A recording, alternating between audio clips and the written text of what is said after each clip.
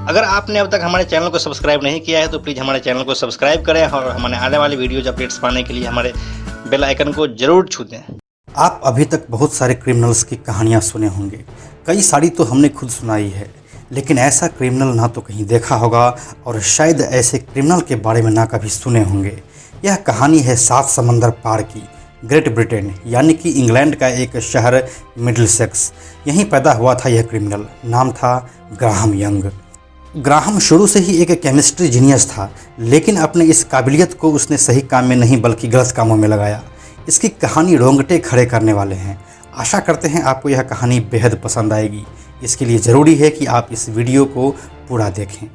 नमस्कार, मेरा नाम है प्रशांत और आप देख रहे हैं बेजोड़जोड़ा.com का यूट्यूब चैनल। ग्राहम यंग का पूरा नाम था ग्राहम फ्रेडरिक यंग। इसका जन्म 7 सितंबर 1947 को इंग्लैंड के मिडिलसेक्स में हुआ था। इसके पैदा होने के कुछ दिनों के बाद ही उसके मां का डेथ हो गया, जिसके बाद उसके पिता ने उसके भाई के पास रहने के लिए भेज दिया था। इस तरह से ग्राहम यंग का पूरा बचपन उसके अंकल आंटी के साथ ही बीता था, जबकि उसी की एक बड़ी बहन थी जो उसके दादा दादी के पास मिडिलसेक्स में ही रहती थी। ग्राहम को फैमिली सपोर्ट नहीं मिल रहा था। अगर आप वेस्टर्न कल्चर को जानते होंगे तो आपको यह पता ही होगा कि वहाँ अधिकतर बच्चों की परवरिश कुछ ऐसे ही होती है।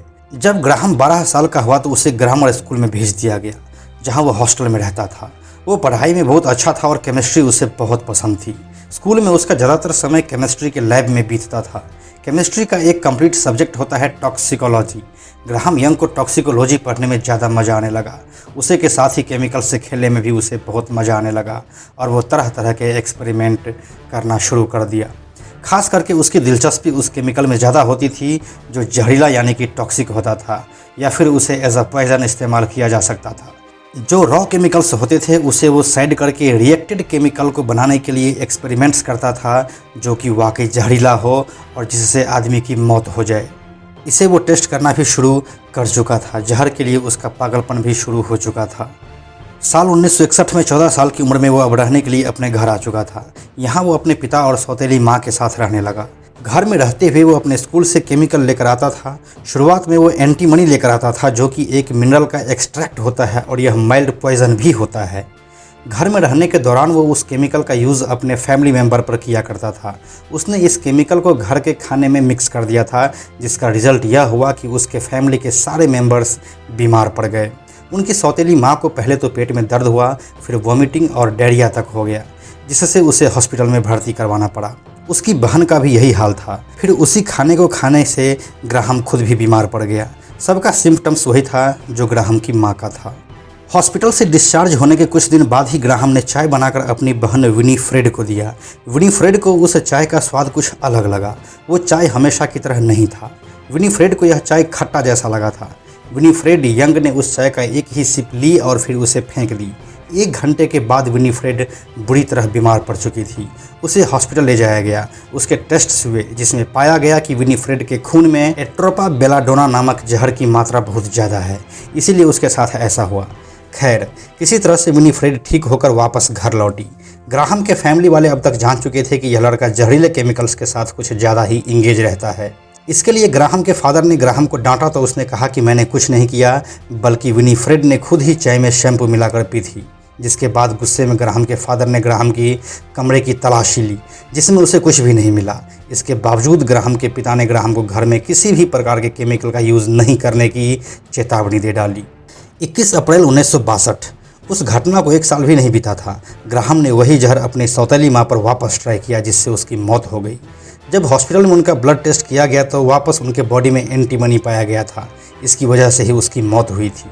उसके बाद ग्राहम के एक आंटी ने ग्राहम के स्कूल जाकर उसके केमिस्ट्री टीचर से बात करने की कोशिश की, जिससे वहाँ के टीचर मिस्टर ह्यूज ने बताया कि उसने कई बार ग्राहम को देखा है कि उसके वर्किंग टेबल पर कई तरह के केमिकल्स रखे होते थे, जिस पर वो लगातार और बहुत देर तक काम करता रहता था। इनमें से ज़्यादातर केमिकल्स पॉइजनस ही था। उसके बाद ग्राहम यंग के डैड ने उसे साइकियाट्रिस्ट के पास ले गया। साइकियाट्रिस्ट ने उसे पुलिस के पास जाने की सलाह दी, क्योंकि यहाँ एक मर्डर का केस भी इन्वॉल्व हो गया था। ग्राहम को पुलिस कस्टडी में लिया गया। 23 मई 1962 को ग्राहम ने पुलिस के पास यह एक्सेप्ट किया कि उसने अपनी मॉम, डैड और सिस्टर की जान लेने की कोशिश की थी, लेकिन उसने अपनी मां को नहीं मारा है।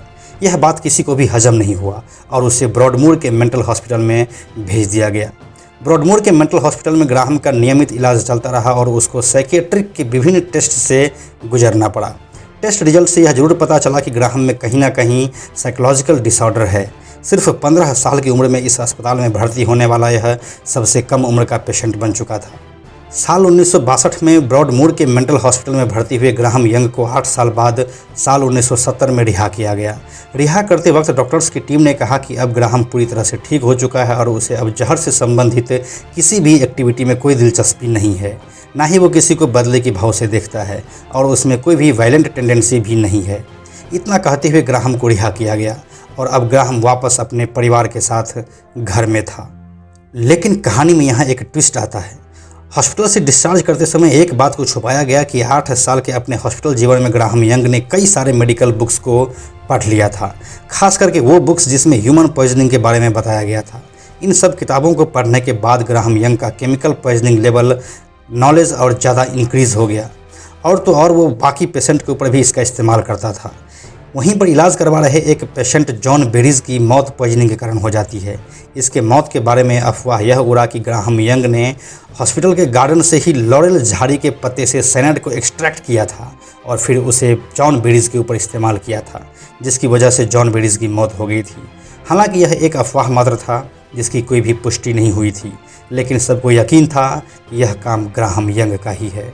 साल 1971 में ग्राहम यंग हार्टफोर्डशायर के एक केमिकल कंपनी में काम करने लगा।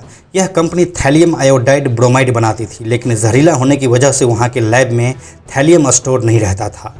किसी तरह से ग्राहम ने उसे लंदन केमिस्ट से उपलब्ध करवाया। ग्राहम के साथ काम करने वाले लोगों को उसके मेंटल हेल्थ के बारे में जानकारी तो थी, लेकिन वो यह नहीं जानते थे कि ग्राहम खून के इल्ज़ाम में जेल की सज़ा भी काट चुका है। नियम यह है कि इस तरह के सिचुएशन के बाद जब किसी को डिस्चार्ज किया जाता है तो उस हॉस्पिटल का प्रोबेशन ऑफिसर लगातार उसको विजिट करते रहता है, लेकिन ग्राहम के केस में ऐसा नहीं हुआ, जिसका परिणाम आगे देखने को मिला। वहाँ काम कर रहे लोगों पर भी ग्राहम ने चाय के कप में थैलियम और एंटीमनी मिलाकर देने लगा। जॉब करते हुए ग्राहम का पहला शिकार बना उसके साथ ही काम कर रहे बॉब ईगल। बॉब ईगल उस कंपनी में ग्राहम यंग का सबसे करीबी सहयोगी था। उसके बाद ग्राहम ने वहाँ पर लगभग 7 से 10 लोगों पर यह ट्राई किया था। बीमार सभी पड़े, लेकिन कोई मरा नहीं। किस्मत खराब निकली फ्रेड बिग्स की। फ्रेड बिग्स बॉब ईगल के मरने के बाद उसके जगह पर काम कर रहा था, यानी कि वो भी ग्राहम का मुख्य सहयोगी ही था।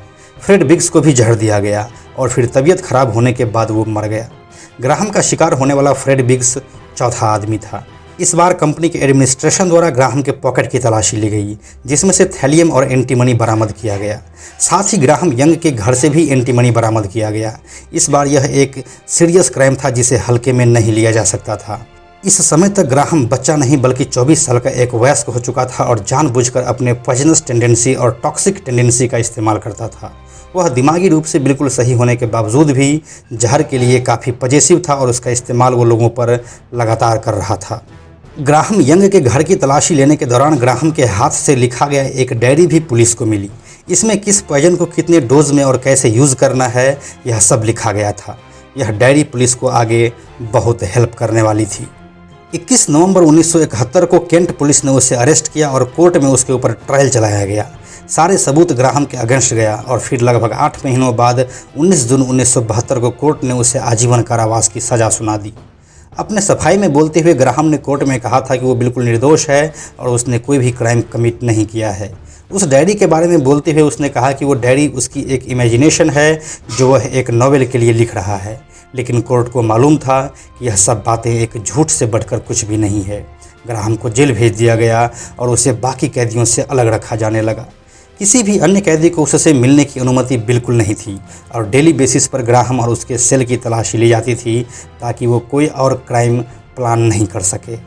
1 अगस्त 1990 को जेल में ही हार्ट अटैक की वजह से उसकी मौत हो गई।